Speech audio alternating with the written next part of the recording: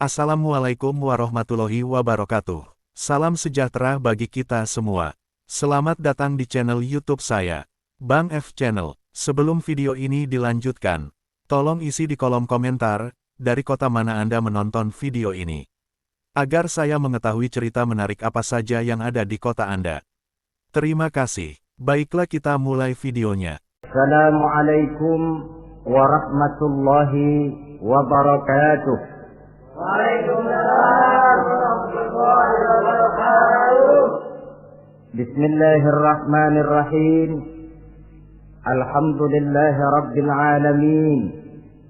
Wassalatu wassalamu ala ashrafil anbiya'i wal mursalin. Sayyidina wa maulana wa habibina wa syafi'ina Muhammadin wa ala alihi wa ashabihil mujahidin at-tahirin, amma ba'du. Saudara-saudara kaum muslimin rahimakumullah, pada pertemuan kali ini kita akan membicarakan riwayat Nabi Allah Ibrahim alaihi salam. Beliau termasuk salah satu dari 5 orang rasul yang merupakan kelompok yang dikenal dengan ulul azmi, yaitu para rasul yang dinilai mempunyai kelebihan di dalam keutamaan, ketabahan, keuletan, dan sikap istiqomah di dalam berjuang. Jumlahnya ada 5, yaitu Nabi Nuh, Nabi Ibrahim, Nabi Musa, Nabi Isa, dan Nabi Muhammad alaihi wassalatu wassalam. Sebagaimana yang kita maklum bahwa Nabi Allah Ibrahim alaihi salam lahir pada masa pemerintahan Raja Namrud laknatullah alaih. Namrud adalah figur yang lebih merupakan kekuatan daripada keadilan, lebih merupakan kezaliman daripada kebijaksanaan. Ia seorang raja yang memerintah secara sewenang-wenang, lalu dengan segala macam cara berusaha mempertahankan kekuasaannya.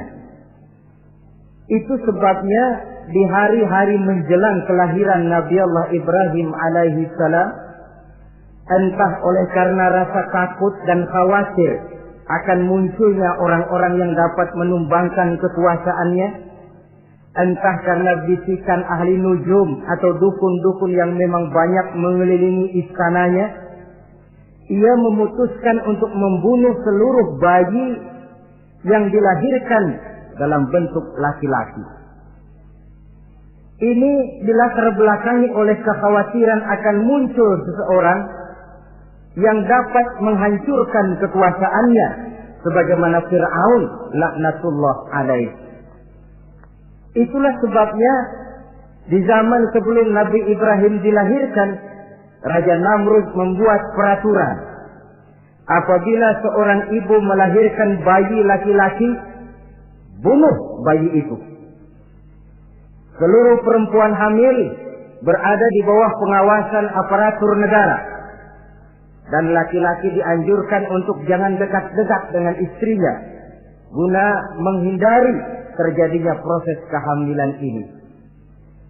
Entah berapa ratus bahkan berapa ribu bayi laki-laki yang jadi korban tanpa dosa dari sebab kelaliman pemerintahan Raja Namrud laknatullah alaih ini. Kita teringat kepada satu hadis di mana Rasulullah sallallahu alaihi wasallam pernah bersabda, "Ya'ti 'alan nasi zamanun ru'asa'uhum kal asad wa wuzara'uhum kal zi'ab wa qudatuhum kal kilab wa katsirun nasi yawma idzin kal aghnam."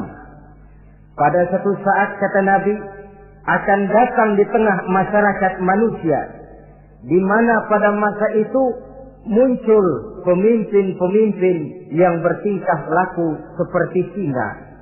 Ru'asa'uhum kal asad. Pemimpin-pemimpin mereka bertingkah laku seperti singa. Saudara kenal singa? Saudara boleh periksa di mana ada hutan, singa selalu menjadi raja.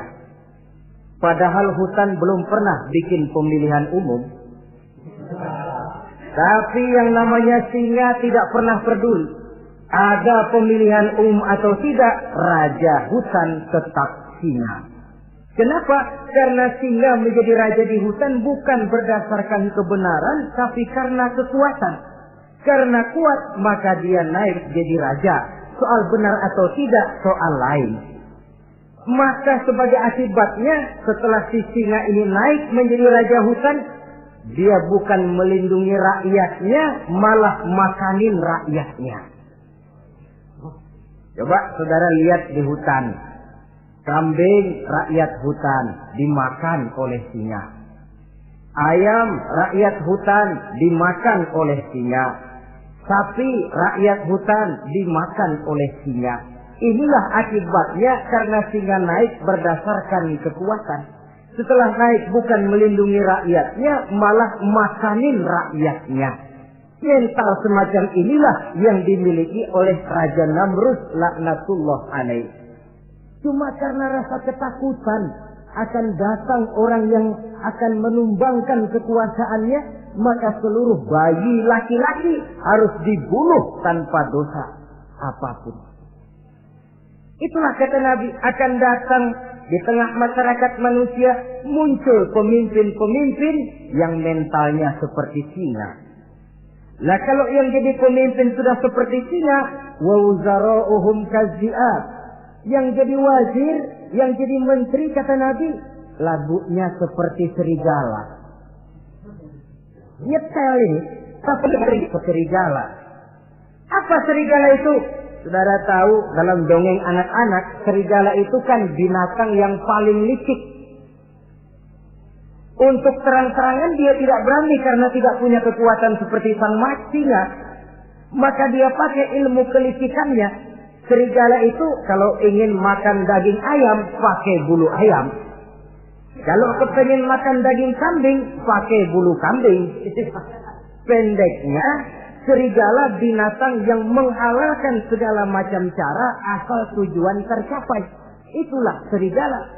Lambang dari sifat kelicikan. Lempar batu, sembunyi tangan. Pengen makan daging ayam, pakai bulu ayam, nyaruh jadi ayam. Pengen makan daging kambing, pakai bulu kambing, nyaruh jadi kambing.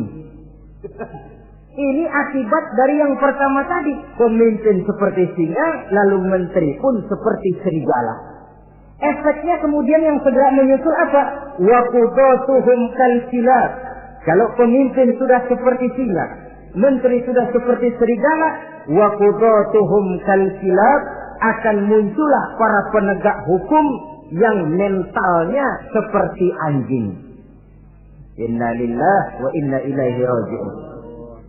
Penegak hukum yang mentalnya seperti anjing itu. Anjing, saudara lihat, anjing akan setia kepada siapa saja yang memberinya daging. Kalau dia disuruh jaga rumah, dia tidak bisa membedakan mana yang maling, mana yang tamu. Biar yang datang tamu, kalau nggak bawa apa-apa, pasti digonggong. Biar yang datang maling, kalau bawa daging, anjing kalem. Pokoknya siapa yang berdaging, itulah majikan saya. Apa kata majikan saya, itulah yang saya laksanakan. Maka hilang kebenaran hukum, hancur norma-norma keadilan. Oleh karena apa? Oleh karena anjing dapat daging. Lalu dalam kondisi semacam itu, yang jadi rakyat bagaimana? Kata Nabi, wa katsirun nas yauma idzin kal aghnam. Adapun kebanyakan orang pada masa itu, lagunya sudah seperti kambing. Saudara, kambing itu binatang yang cuma menang groyokan dan tidak punya alternatif. Namanya kambing, digiring ke lapangan embe. Betul kan? Digiring ke kuali embe. Dikasih makan rumput embe. Sampai pun mau dipotong, masih embe juga. Tidak punya pilihan lain si kambing ini, tidak punya alternatif lain. Kondisi semacam inilah yang terjadi di masa pemerintahan Raja Namrud laknatullah alaih. Oleh karena diiming-iming, dibisiki oleh dukun-dukunnya, oleh nujum-nujum yang mengelilingi istananya, bahwa akan datang seorang anak laki yang kelak akan menumbangkan kekuasaannya, dia mengeluarkan peraturan. Ya, peraturan singa. Mulai saat ini diumumkan kepada seluruh rakyat, siapa-siapa perempuan melahirkan bayi laki-laki, bunuh hidup-hidup. Seluruh orang bunting di bawah pengawasan Hansip negara. Dan mulai malam ini, supaya semua kaum bapak jarang-jarang tidur sama istrinya. Namanya peraturan Namrud. Tapi apa yang memang Allah kehendaki untuk terjadi, pasti terjadi. Yaitu kelahiran Nabi Allah Ibrahim alaihi salam. Pada saat beliau terlahir ke alam ini, oleh ayahnya yang bernama Azar, disembunyikan di dalam sebuah gua. Di sini bertemu antara nurani seorang bapak dan ketaatan kepada raja. Dia ingin taat kepada raja, dia mesti membunuh anaknya. Tapi sebagai bapak, dia sayang kepada anaknya, dia harus selamatkan. Dicarinya jalan tengah, maka Ibrahim disembunyikan di dalam sebuah gua dengan satu perhitungan tentunya. Lu mati, ya nggak apa-apa, lu hidup ya syukur. Tapi ini pertimbangan dia akan bikin susah dia di masa yang akan datang. Coba anak dalam kondisi apa adanya ditaruh di dalam gua, menurut perhitungan logika mati ini. Namun apa yang terjadi? Nabi Allah Ibrahim yang sejak masa bayi diletakkan dalam gua dipelihara oleh Allah. Nah, kalau Allah yang sudah memelihara, orang mana yang sanggup mendatangkan bencana dan mudarat? Untuk melangsungkan kehidupannya, Nabi Ibrahim itu mengisap ibu jarinya. Dan konon menurut riwayat dari ibu jarinya itu keluarlah madu. Sehingga walaupun tidak didampingi oleh ayah dan ibunya, tinggal di dalam gua seorang diri, pertumbuhannya sebagai seorang bayi menjadi seorang anak, tumbuh dengan pesat sebagai lazimnya anak-anak yang lain. Dalam ilmu tauhid, ini yang dinamakan irhas. Tanda-tanda yang diberikan kepada seseorang yang akan dipilih menjadi rasul pada saat dia masih anak-anak. Ini yang dinamakan irhas. Adapun kalau dia sudah diangkat menjadi rasul, maka tanda-tanda itu dinamakan mukjizat. Kalau jatuh kepada wali, maka tanda itu dinamakan karomah, atau yang dalam bahasa kita disebut dengan keramat. Jadi kan kita ini dalam kehidupan anak-anak kita kadang-kadang bisa melihat bakat yang dimilikinya pada saat dia masih kecil. Tanda-tanda itu ada. Nah, dalam kehidupan para rasul, masa kecil mereka yang melakukan itu dinamakanlah irham. Begitulah Nabi Ibrahim tumbuh dari bayi menjadi anak-anak di dalam gua. Dan ayah ibunya kadangkala menengok dia. Pada saat dia sudah mulai pandai berbicara, dia sudah mulai berpikir. Dan pola berpikir yang pertama, satu hari dia tanya bapaknya, "Papi," kalau bahasa sekarang, "ini yang bikin alam ini sebenarnya siapa? Yang bikin saya siapa? Yang menyebabkan saya ada siapa?" "Ya kami, ibu bapakmu," kata ayahnya. "Oh begitu." "Lalu yang bikin ibu bapak siapa?" "Ya nenekmu. Gara-gara dia saya ada, gara-gara saya kamu ada." "Lalu yang bikin kakek dan nenek siapa?" "Ya buyutmu." "Lalu yang bikin buyut siapa?" "Ya bapaknya buyut." Yang bikin bapaknya buyut, ya kakeknya buyut. Kalau gitu nggak pernah selesai dong. Tentu akan ada pencipta pertama. Siapa pencipta pertama itu? Bapaknya buntu. Lu jangan usil dah. Temen-temen lu juga nggak pernah nanyain urusan kayak begini. Saya nggak puas, Pak. Begini sekarang, saya mau tanya. Ini kaum kita nyembah apa? Nyembah berhala. Nah, yang bikin berhala itu siapa? Saya, bapakmu, Hazar. Kaum kita menyembah berhala, ini bapak. Kenapa nggak nyembah bapak aja kok tanggung-tanggung? Jawaban ayahnya tidak membuat ia jadi puas. Terus merenung siapa gerangan pencipta pertama, siapa gerangan yang patut disembah dengan sebenarnya, siapa gerangan pencipta alam semesta ini. Bila malam datang, dia melihat bintang gemintang bertabur menghias cakrawala, dia berkata, ini yang patut dianggap Tuhan, tinggi, terang, benderang. Tapi manakala besok pagi bintang tenggelam, dia pun bilang, la uhibbul afilin. Saya tidak suka kepada yang tenggelam. Masa Tuhan tenggelam? Ketika malam datang, bulan pun terbit. Nah, ini barangkali yang Tuhan. Ini lebih besar dari yang semalam. Tapi bila bulan pun terbenam, lagi-lagi dia bilang Tuhan tidak mungkin terbenam. Lalu bila matahari terbit, nah ini enggak salah lagi. Ini lebih gede dari yang dua-dua kemarin. Ini pasti Tuhan. Dan manakala matahari terbenam, dia pun berkata, Tuhan tidak akan pernah terbenam. Perjalanannya mencari Tuhan ini bisa saudara baca dalam surah Al-An'am ayat 76 sampai dengan ayat 79.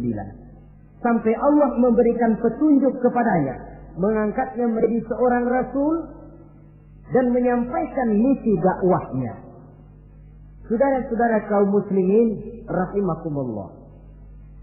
Dakwah yang pertama dilaksanakan tentu kepada bapaknya, kemudian kepada kaumnya. Secara psikologis ini kan makan nasi. Coba, kalau kita harus nasihatin orang lain yang tidak ada hubungannya dengan keluarga, barangkali biasa saja. Tapi nasihatin bapak sendiri, ini kan makan nasi. Mau didiamkan saja, batil dan sesat. Mau diceramahin bapak sendiri. Tapi bapak tinggal bapak. Kewajiban melaksanakan dakwah jalan terus. Ini berarti bahwa tugas amar ma'ruf dan nahi munkar memang tidak mengenal posisi. Begitulah saudara-saudara, sampai kepada satu hari Nabi Ibrahim melaksanakan dialog dengan kaumnya. Saudara-saudara, hadhihi tamasil allati antum laha akifun. Surah Al-Anbiya ayat 51. Saudara-saudara, berhala-berhala ini yang bapak saya yang buat, inikah yang selama ini tuan-tuan sembah? Kaumnya menjawab, qalu wajadna aba'ana laha abidin. Iya, sebab nenek moyang kami, nenek moyang kita juga dulu nyembah itu. Bagaimana nenek moyang kita, begitulah kita. Jawab Nabi Ibrahim, laqad kuntum wa aba'ukum fi dhalalin mubin. Sebenarnya kamu dan nenek moyangmu sama, borongan satu gerbong sesat. Kok kamu ngikutin nenek moyang kamu? Mereka enggak berpikir, kamu enggak ikut berpikir. Mereka sesat, kamu ikut sesat. Kamu sudah hidup di satu zaman yang maju sekarang ini. Kenapa mau kembali ke zaman nenek moyang dulu? Menyembah berhala yang nyata-nyata tidak sanggup mendengar, tidak sanggup melihat, tidak sanggup memberikan manfaat mudarat. Pokoknya kalau kamu tidak tinggalkan berhala-berhala ini, satu saat pasti akan saya sikat dan saya hancurkan. Jadi saudara-saudara, prinsip dakwah itu memang tentu harus bil hikmah wal mau'izatil hasanah, dengan bijaksana dan dengan nasihat-nasihat yang baik. Tapi kalau sudah mencegah suatu kemunkaran, kata Nabi, man ra'a minkum munkaran falyughayyirhu biyadihi. Siapa di antara kamu yang melihat suatu kemunkaran, hendaklah dia berusaha merubah dengan kekuatan tangannya. Kalau dengan tangannya dia tidak sanggup, fabilisani, hendaklah dengan lidahnya. Kalau itu pun dia tidak mampu, fabiqalbi, hendaklah dalam hatinya. Dan mencegah suatu kemungkaran dengan hati, itulah nilai iman yang terendah adanya. Nabi Ibrahim melihat bahwa watak menyembah berhala ini sudah berurat dan berakar. Kenapa? Mereka malah mengembalikan itu kepada kebiasaan dan tradisi nenek moyang. Sama juga di zaman kita sekarang ini. Sudah kita menegakkan tauhid, membina sebersih-bersih iman, menegakkan semulus-mulus tauhid. Ada juga kelompok orang yang mau mengembalikan kita ke zaman nenek moyang, ke zaman animis, menghidupi tradisi nenek moyang dalam hal ibadah, dalam hal ubudiyah. Tentu merupakan langkah kemunduran adanya. Dan ini bukan barang baru. Umat Nabi Ibrahim sudah memberikan contoh. Kenapa kami menyembah berhala? Sebab nenek moyang kami menyembah berhala. Nabi Ibrahim jawab gampang aja. Iya lo borongan, sekerbong, lempeng semua sesat. Kaum muslimin rahimakumullah. Dan bukan cuma kata, dibuktikan oleh Nabi Allah Ibrahim. Begitu Raja Namrud menurut satu riwayat bersama para tentaranya pergi berburu, Nabi Ibrahim ngintip-ngintip. Begitu Namrud keluar, beliau masuk.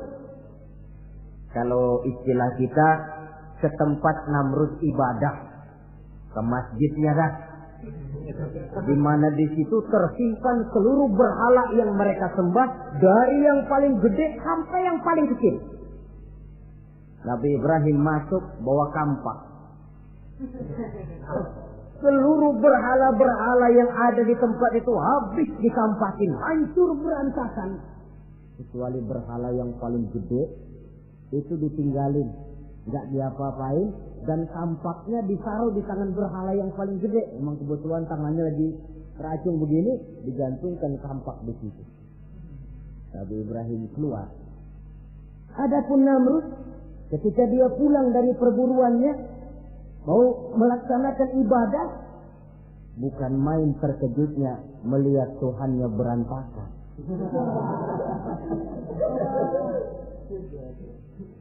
Waduh, ini celaka kerjaan siapa ini?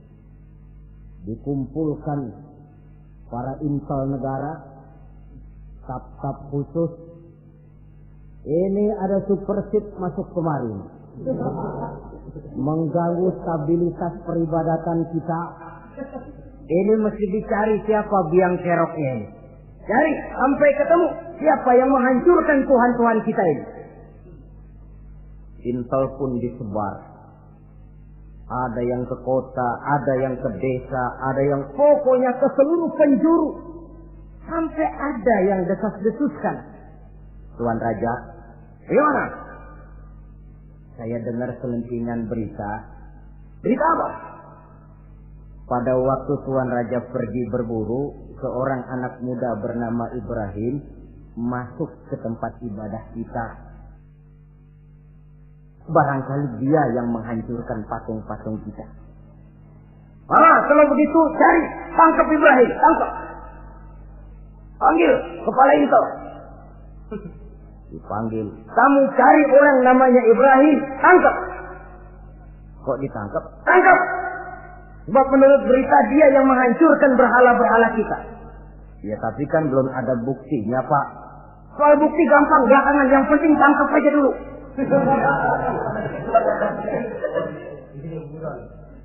Ini supersip ini. Saudara-saudara, dicarilah Nabi Allah Ibrahim, ketemu, dihadapkan kepada Raja Namrud, disidang di pengadilan terbuka, disaksikan orang banyak, dibuka oleh Raja Namrud.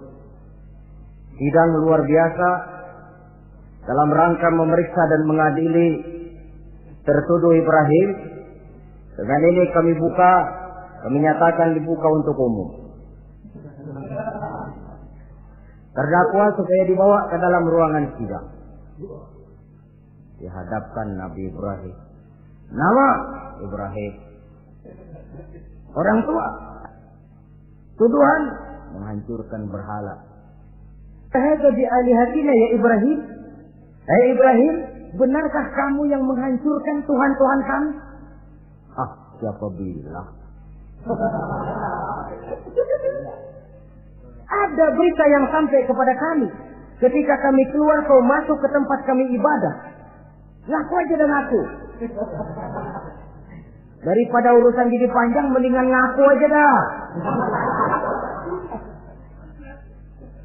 Kata Nabi Ibrahim, enggak.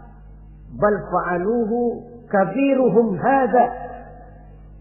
Yang menghancurkan berhala-berhala Tuhan, berhala yang paling besar ini. Yang paling besar ini. Besarnya nunjuk ke patung, ininya nunjuk ke dirinya. Kabiruhum kepada berhala, hadha kepada dirinya sendiri. Wah, enggak, kata Nabi Ibrahim. Setahu saya enggak semua berhala hancur. Saya dengar yang paling gede enggak apa-apa. Ya. Dan ada kampak di tangannya. Kali yang gede tuh iseng. Jadi yang kecil-kecil ini dikampakin semua sama yang gede. Oh, buktinya kampak masih ada di tangannya, kok tanya aja dia. Kata Namrud, Ibrahim, kamu sudah gila apa? Kenapa? Masa saya disuruh nyembah berhala, disuruh nanya berhala? Jadi nggak bisa jawab dia? Nggak bisa jawab. Nah kalau nggak bisa jawab, kenapa disembah? Yang gila saya apa sampean?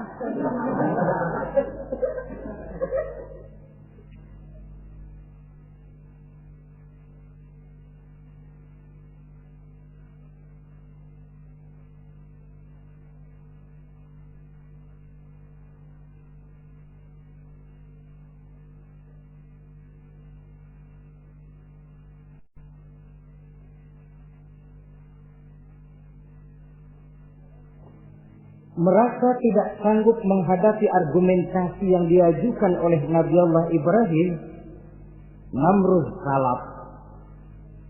Dalam kesalapannya itulah ia menjatuhkan vonis bahwa Nabi Allah Ibrahim dihukum bakar hidup-hidup. Pada hari yang ditentukan, dikumpulkanlah kayu bakar sebanyak-banyaknya, sehingga merupakan timbunan besar yang menyerupai sebuah bukit kecil. Apabila segalanya telah siap, kayu bakar itu pun disulut orang, dan api mulai menjilat ke sana kemari, makin lama makin besar, makin lama makin besar,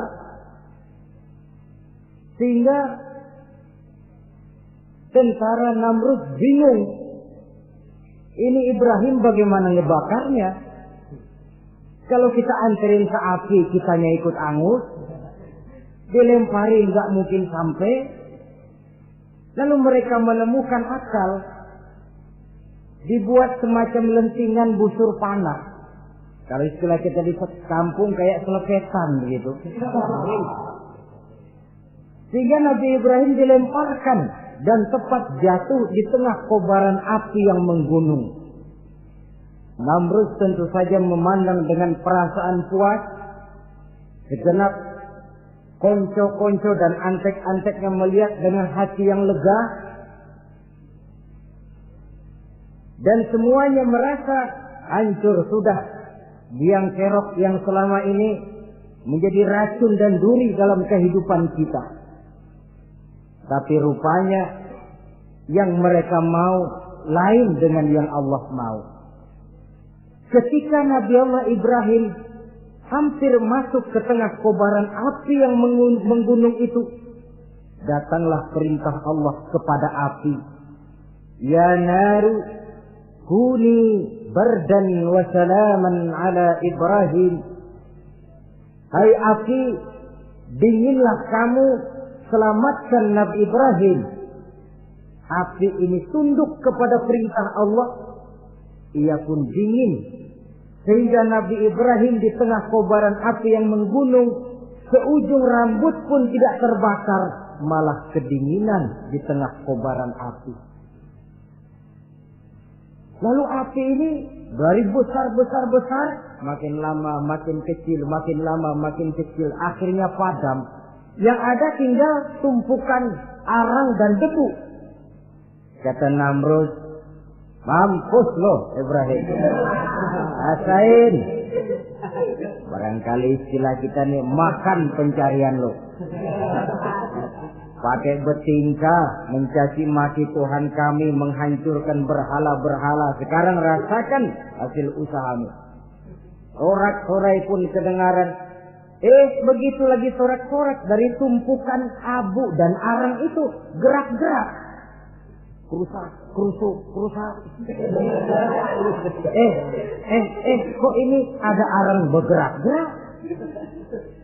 Rupanya dilihat-lihat, makin lama makin nyata, Nabi Ibrahim keluar dari tumpukan arang dalam keadaan utuh, tidak kurang satu apapun. Sebenarnya andai kata Namrud mau menggunakan akalnya, saat itu dia tentu menemukan satu hal yang luar biasa. Satu kebesaran yang kalau dia mau merenung akan sampai kepada kekuasaan yang serba maha. Tapi karena ketika itu hatinya sudah dipenuhi nafsu, ditutupi oleh kesombongan, dia buta terhadap kenyataan itu. Kaum muslimin rahimakumullah, akhirnya Nabi Allah Ibrahim ini diteror langsung oleh orang tuanya. Kata abahnya, "Aradibun anta an alihati ya Ibrahim? Ibrahim, kau benar-benar tidak senang kepada Tuhan-Tuhan kami, berhala-berhala ini? La in lam tantahi la arjumannaka wahjurni maliya." Kalau engkau tidak berhenti, hai Ibrahim, tidak berhenti memperkenalkan Tuhan seru sekalian alam, tidak berhenti mencela dan mencaci bahkan menghancurkan berhala-berhala kami, la arjumannaka, akan kami rajam kamu. Iya, kalau raja yang ngancam begini, orang tua beliau sendiri ngancam begini. Itulah tantangan dakwah, saudara-saudara. Kita melaksanakan dakwah ini tempo-tempo berhadapan dengan penguasa yang mentalnya macam Namrud. Tempo-tempo berhadapan dengan orang kaya yang pelitnya macam Qarun. Tempo-tempo berhadapan dengan orang tua yang mentalnya macam Azar. Orang tua yang kaku, yang tidak mau terbuka terhadap kenyataan. Istilah di kampung kita, orang tua yang laceng. Tahu laceng? Udah salah kenceng. Sulit benar menerima pembaruan yang membawa umat kepada masalah-masalah yang memang nyata lebih baiknya. Itulah tantangan di dalam melaksanakan tugas dakwah, dan ini dihadapi oleh Nabi Allah Ibrahim. Ayahnya terakhir memberikan tekanan, kalau kau tetap melaksanakan misimu, tidak engkau mau berhenti dari tugas dakwah ini, awas Ibrahim, la arjumannaka, akan aku rajam, akan kami lontari kau dengan batu, wahjurni maliya, pergi kamu dari sini. Ya Allah, diputuskan hubungan. Kalau memang engkau berkeras dengan tugas dakwahmu, persilakan Ibrahim keluar, pergi saja dari sini. Diusir oleh orang tuanya sendiri. Inilah hidayah, saudara-saudara. Oleh sebab itu, tugas utama kita kaum muslimin sebenarnya bukan mengislamkan orang, tapi menyampaikan Islam. Tugas kita ialah menyampaikan Islam, bukan mengislamkan orang. Sebab orang mau Islam atau tidak, itu urusan hidayah dari Allah. Jangankan kita, Nabi Ibrahim tidak sanggup mentauhidkan ayahnya Azar. Nabi Nuh tidak bisa mengislamkan putranya Kan'an. Bahkan Nabi kita Muhammad sallallahu alaihi wasallam pun tidak bisa memberikan hidayah kepada Abu Jahal dan Abu Lahab. Paman Nabi, orang tua Nabi, anak Nabi, istri Nabi sekalipun, hidayah tidak diberikan kepada mereka. Mereka tidak terpanggil mengikuti kebenaran. Kalau sudah kenyataan ini yang kita temui, kembalilah kepada konsep Quran. Allahumma inni qad ballaghtu, wahai Allah, seruanmu sudah saya sampaikan, dakwahmu sudah saya canangkan, ajakan kepada tauhid sudah saya sampaikan. Allahumma inni qad ballaghtu, sudah saya sampaikan ya Allah. Perkara mereka tidak mau ikut, itu karena semata-mata hidayah berada di tanganmu ya Allah. Kalau kemari landasan dakwah kita, insya Allah tugas dakwah kita berkelangsungan. Kalau tidak, makan hati. Kita pikirin, ya orang gua ajak benar-benar nggak mau. Ya, dipikirin. Saya ajak ngaji, malah dikasih maki. Saya ajak yang baik, malah saya dicemoohkan. Kok begini dakwah? Akhirnya dipikirin, sakit jantungan. Sudah orang nggak kena kita ajak beriman, kita sendiri makan ke dalam. Itulah Quran meletakkan konsep di dasar, sampaikan dakwah dengan baik, bil hikmah wal mau'izatil hasanah wajadilhum billati hiya ahsan. Kalau ternyata metode sudah baik tapi orang tidak juga mau beriman, tanamkan dalam hati, Allahumma inni qad ballaghtu. Ya Allah, tugas saya cuma sekedar menyampaikan. Perkara mereka tidak mau, saya sudah menyampaikan ya Allah, terserah hidayahmu. Kelapangan jiwa akan kita temui di sana. Entah berhadapan dengan penguasa yang punya mental kayak Namrud, bertingkah laku sewenang-wenang, aji mumpung, mentang-mentang kuasa lalu saenake dhewe, menghitamkan yang putih, memutihkan yang hitam menurut seleranya saja. Entah berhadapan dengan orang kaya yang punya mental seperti Qarun, makin kaya tapi makin bakhil, atau berhadapan dengan orang-orang tua yang punya tingkah laku seperti Azar. Diperlukan sikap lapang dada untuk menyampaikan risalah Islam ini. Terhadap reaksi keras dari abahnya ini apa? Kata Nabi Ibrahim. Surah Maryam ayat 47 menjelaskan, Salamun alaika sa'astaghfiru laka rabbi innahu kana bi hafiyya wa a'tazilukum wa ma ta'buduna min dunillah. Kalau memang begitu apa? Salamun alaika. Oke Abah, selamat jalan. Marilah kita tempuh jalan kita masing-masing. Saya memang anak Bapak, tapi tauhid adalah prinsip. Allah Tuhan saya. Ini prinsip. Kalau Bapak tidak mau mengikuti seruan saya, padahal saya sayang kepada Bapak, saya cinta kepada Bapak, saya tidak ingin Bapak bersekutu dengan setan. Saya tidak ingin Bapak menemani setan di dalam neraka. Saya ingin menyelamatkan Bapak. Tapi ini rupanya vonis Bapak.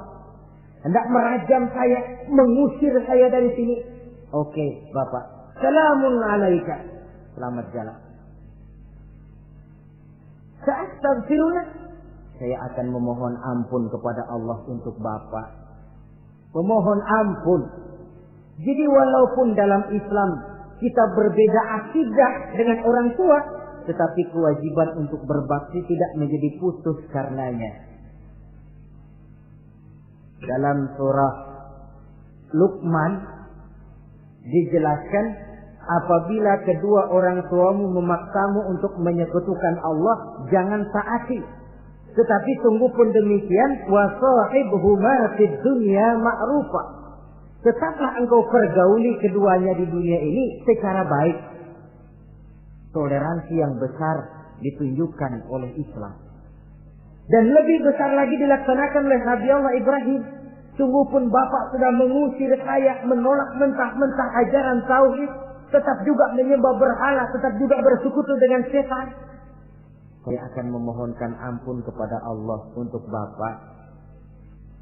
wa a'tazilukum, saya akan menjauhkan diri dari apa yang Bapak sembah, dari apa yang kaum kita sembah selain daripada Allah. Bapak menyembah berhala, kaum kita ini menyembah berhala. Wa a'tazilukum, saya akan menyingkir dari semua itu. Selamat jalan Abah. Istilah kita goodbye my dear. Ini jalan yang membedakan saya dengan Abah. Jalan tauhid dan jalan syirik. Di sini kita harus berpisah. Walaupun dengan berat hati kita berpisah. Jadi keluarga dan akidah punya garis yang jelas. Umumnya, ya walaupun baik tapi memang harus ditingkatkan. Umumnya kita ini kan mayoritas merasa sebagai muslim karena keturunan. Kenapa kamu Islam? Bapak saya Islam, nenek saya Islam, saya Islam. Baiklah, itu pun baik. Pada mulanya memang harus begitu. Tapi lambat laun kita tentu harus merasakan bahwa keberadaan kita dalam Islam tidak cukup cuma karena faktor keturunan. Dengan kata lain, kita harus memperbaiki kualitas keislaman kita. Inilah proyek utama kita sekarang, mengislamkan orang Islam. Saudara-saudara kaum muslimin rahimakumullah.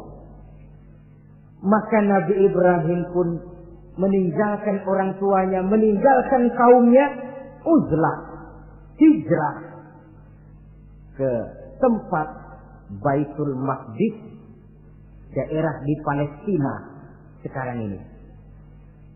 Sejarah kehidupan Rasul umumnya memiliki kemiripan. Rata-rata ditentang oleh kaumnya sendiri dan sebagian besar lalu hijrah. Itu barangkali memang resiko dari satu perjuangan. Nah, begitu tantangan yang dihadapinya dalam melaksanakan dakwah. Lalu cobaan-cobaan yang diberikan Allah kepada Nabi Ibrahim pun luar biasa. Pantas kalau beliau itu masuk ulul azmi dan mendapat titel Khalilullah. Nabi Ibrahim titelnya Khalilullah. Orang yang mencintai dan dicintai Allah. Khalilullah. Ini terbukti dari cobaan-cobaan yang dihadapinya. Pertama, dari perkawinannya dengan Siti Hajar, dengan Siti Sarah maksud saya, beliau tidak dikaruniai seorang anak pun. Umur sudah lanjut. Padahal anak kita tahu pelanjut sejarah, penyambung cerita, si buah hati belahan jantung. Sampai pada satu hari Hajar musyawarah. Kalau bahasa kita, Bang, bagaimana Hajar? Lama juga kita sudah berumah tangga kan Bang? Lalu, dan kita sejauh ini belum dikaruniai seorang anakku. Ya sabarlah. Pada waktunya tentu akan ada juga. Tapi kapan lagi Bang? Usia kita sudah cukup lanjut. Maksud kamu bagaimana Hajar? Begini sajalah Bang. Bagaimana kalau abang kawin saja lagi? Ya Allah, punya istri macam begini. Menyuruh lakinya kawin lagi. Tapi dasar Nabi Allah Ibrahim, enggak mau saya kan cinta sama Hajar. Iya, soal cinta saya tahu. Dan saya tidak meragukan cinta abang kepada saya. Cuma masalahnya saya nggak bisa memberikan keturunan Bang. Bukan nggak bisa, belum. Sudahlah kawin saja lagi Bang. Nggak mau nggak mau. Istrinya nyuruh kawin, lakinya ogah-ogahan. Sekarang kan enggak, istrinya larang kawin, suaminya malah ngirintil.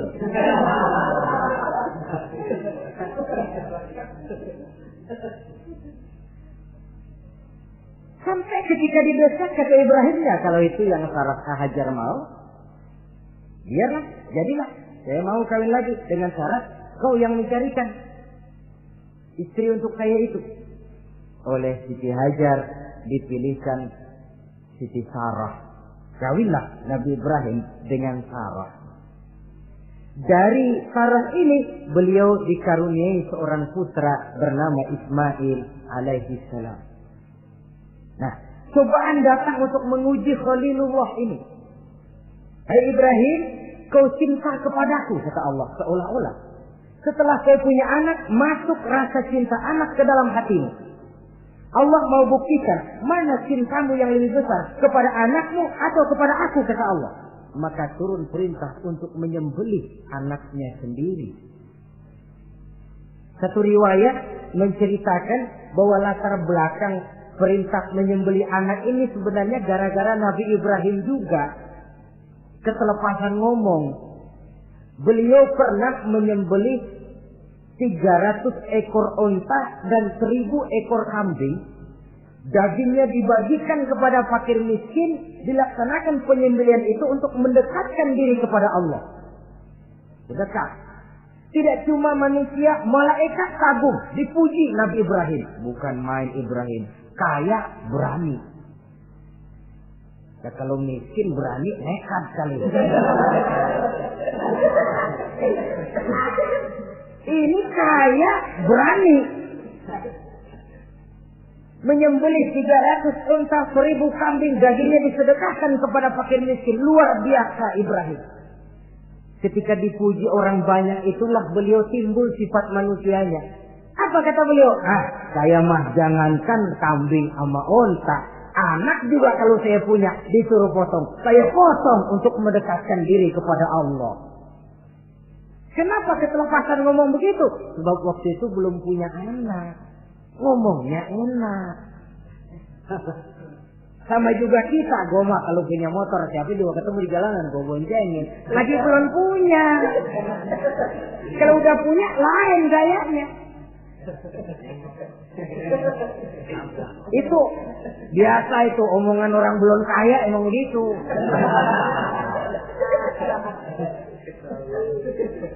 Saudara-saudara, sehingga omongan yang beliau sudah lupa bertahun-tahun bahkan puluhan tahun ini. Begitulah ketika sudah punya anak Ismail, falamma balagha ma'ahu sa'ya, ketika Ismail sedang lucu-lucunya, dalam tidurnya mimpi turun perintah, ya Ibrahim uffi binuzrika. Hai Ibrahim, bayar nazarmu. Nazar? Iya. Apa nazar? Dulu pernah ngomong apa, ingat enggak? Jangankan cuma kambing, unta, anak pun kalau punya disuruh potong, saya potong. Jadi anggap nazar.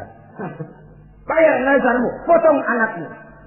Dipikirin siangnya, semalam itu benar-benar perintah Allah apa cuma ngimpi?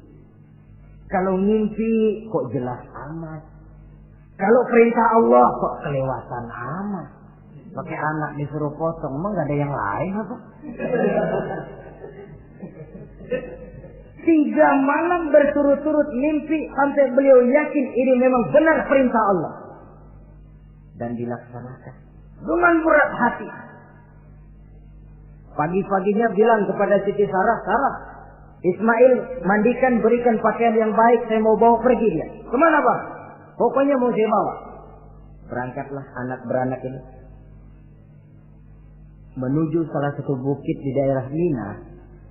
Ketika duanya sudah mau berangkat, iblis sibuk bukan main. Ini cobaan loh. Orang kalau mau ibadah, iblis paling gatal. Segala macam cara mereka lakukan agar orang jangan ibadah. Ini Ibrahim mau membuktikan cintanya kepada Allah. Ya Allah, lihatlah. Walaupun saya sudah punya anak, cinta saya kepadamu lebih besar ya Allah. Walaupun perintah ini menyembelih leher anak sendiri, saya potong karena melaksanakan perintahmu. Iblis ribut. Mula-mula dia bisikin Nabi Ibrahim. Hei Ibrahim, kau lihat anakmu di belakang itu. Kecil, lucu-lucunya. Masa anak begitu mau dipotong? Tega kamu Ibrahim. Ini perintah Allah. Gak ada urusan sama ente. Iya. Kata iblis, waduh mantap juga nih. Kalau suaminya gagal, istrinya kali. Biasanya perempuan perasaannya lebih tinggi daripada pikirannya. Ini Siti Sarah barangkali, kalau Siti Hajar barangkali kalau saya perdayai bisa terpedaya. Hajar, ya. Kamu tahu anakmu Ismail mau dibawa kemana? saya tidak tahu. Mau dipotong oleh suamimu Ibrahim. Mau dipotong. Dipotong. Kok bisa begitu? Iya, katanya ini perintah Allah. Iblis, kalau memang ini perintah Allah, jangankan cuma anak saya Ismail, saya juga ibunya mau ikut dipotong. Wah, kata Iblis, ini gilaan lagi dari laki. Saya kira karena perempuan bisa barangkali dilemahkan semangatnya. Ya saya tidak. Ismail nih masih kecil kali ini, gampang dikelecehin. Ismail, kau mau dipotong oleh ayahmu? Dipotong. Dipotong. Kok bisa begitu? Katanya perintah Allah. Kalau memang ini perintah Allah, saya siap. Iblis mau ngomong lagi, Nabi Ibrahim Ismail ngambil batu disambitin Iblis. Izhab ya la'in, pergi, laknat terkutuk kamu. Nyambitinnya itu sampai sekarang jadi ikutan dalam salah satu pelaksanaan ibadah haji yang disebut jumrah, melontar. Itu simbol permusuhan abadi antara manusia dengan iblis. Jadi kalau ada orang mau berbuat baik, iblis itu datang dari 3 penjuru. Dari bapak, dari anak, dari istri. Kadang-kadang bapaknya nggak kena, istrinya dibujukin. Laki lu sok loyar menyumbang masjid. Jangan kasih duit, simpan aja baik-baik. Istri nggak kena, anak. Segala macam cara iblis berusaha. Baru sampai di bukit yang dituju, Nabi Ibrahim buka kartu. Ismail, Abah diperintah Allah menyembelih lehermu. Bagaimana? Kerjakan apa jangan? Kalau memang itu perintah Allah, kerjakan apa? Insya Allah Abah akan menemukan saya termasuk orang sabar. Ini jawaban anak soleh. Coba kalau jawaban anak pintar nggak soleh, bukan begitu. Ismail, saya disuruh motong lehermu, bagaimana? Kenapa saya Pak? Bapak aja yang tuaan potong.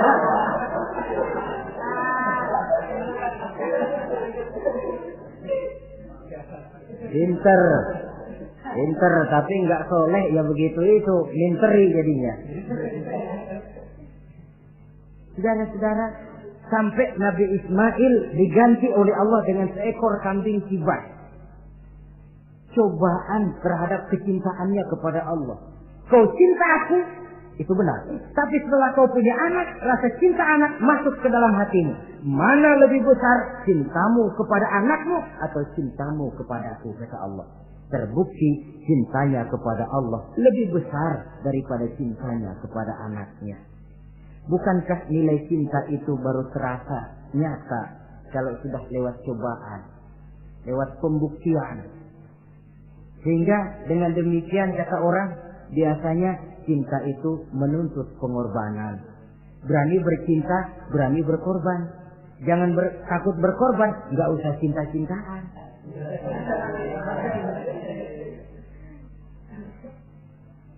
Saudara-saudara, sebab kalau orang sudah berbuat untuk sesuatu yang dicintainya, sangat boleh jadi si lemah akan jadi kuat, yang jauh jadi terasa dekat, yang takut jadi berani. Kalau orang sudah melakukan sesuatu untuk yang dicintainya. Seorang bapak karena cintanya kepada anaknya, dia rela pergi pagi pulang sore, peras keringat banting tulang supaya hari depan anaknya lebih baik daripada dia. Seorang suami yang cinta kepada istrinya, tidak soal dia kepanasan dan kehujanan, mencari yang sulit-sulit yang diinginkan oleh istrinya. Contoh paling dekat saja, kalau istrinya sedang mengidam, dia tengah malam buta minta mangga dan gak musim mangga, rusak-rusak suaminya cari mangga. Cinta memang membuat yang jauh jadi terasa dekat. Lalu cobaan lain ketika turun perintah melaksanakan khitan. Umur beliau menurut riwayat Abi Daud sudah umur 80 tahun. Di zaman belum ada pisau cukur, silet, gunting, kulit sudah alot. Tapi ini perintah Allah, laksanakan, resiko belakangan. Nabi Ibrahim pandai memilah mana kepentingan pribadi, mana perintah Allah. Nah, perkara beliau nanti pindah ke Mekah, membangun Ka'bah sampai kepada hari tuanya, ini berkaitan dengan Nabi Allah Ismail, dan akan kita bicarakan pada pertemuan di mana kita nantinya akan membicarakan riwayat Nabi Ismail alaihi salam. Untuk riwayat Nabi Ibrahim, walaupun serba singkat, Hingga ini sajalah dahulu, dan mudah-mudahan menjadi tamsil, ibarat dan contoh yang bisa kita jadikan pegangan di dalam kehidupan kita sehari-hari. Terima kasih banyak atas segala perhatian. Mohon maaf atas segala kekurangan. Usikum wa nafsi bitaqwallah. Wassalamualaikum warahmatullahi wabarakatuh.